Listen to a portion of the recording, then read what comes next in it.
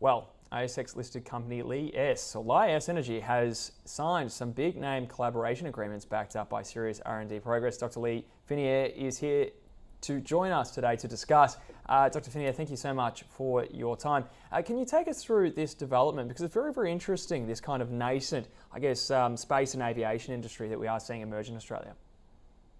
Absolutely. Well, electric aviation is really beginning to take off, to use an appropriate pun.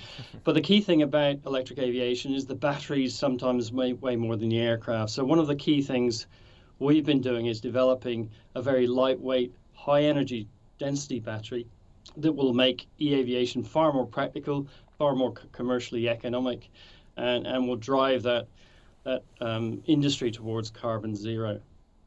So who are your ultimate customers here? Because I note that there is a relationship here with NASA in terms of, I suppose, some level of R&D, and I mean, I guess that kind of speaks for itself. But I mean, who are you making these batteries for, and what's the market for them?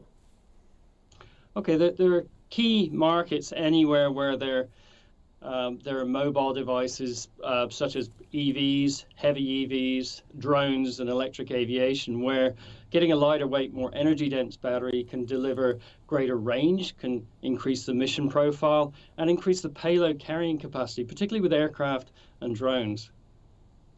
So we're obviously very familiar with, the electric vehicle revolution that's, supposedly taking place, and you've seen the share price of Tesla rocket, and everyone try to sort of race to obviously grab some of that market share. But who are you trying to displace, if you will?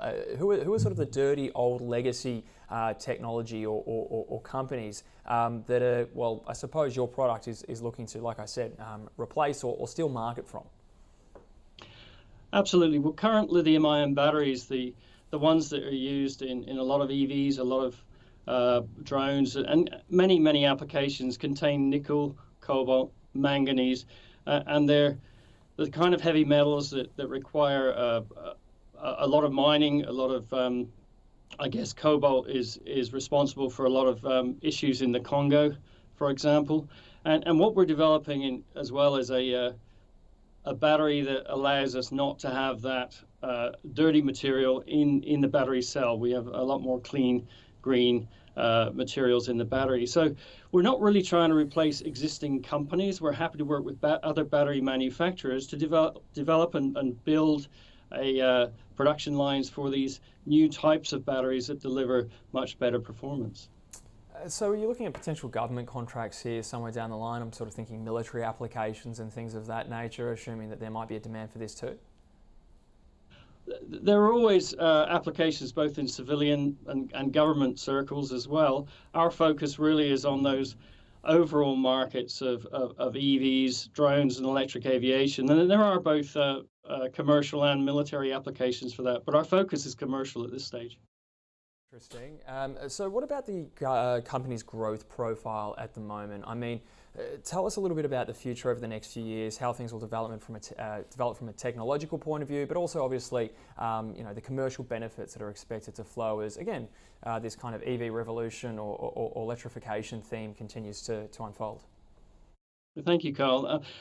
Over the last year, we've been building our development from what we call single layer pouch cells up to now a 20-layer pouch cell, which is showing extremely high energy density. So 2023 going forward is where we're actually building our first 2 megawatt-hour production facility to enable us not just to build batteries that perform well, but also ones that we can build at greater scale. As we go forward beyond 2023, then the work goes into both JV partnering with existing battery manufacturers and OEMs, but also to look at the options in terms of manufacturing those batteries ourselves if we need to. But I have to say that the market is absolutely vast. By 2035, the market for batteries in the EV, passenger EV space alone is over $300 billion in batteries.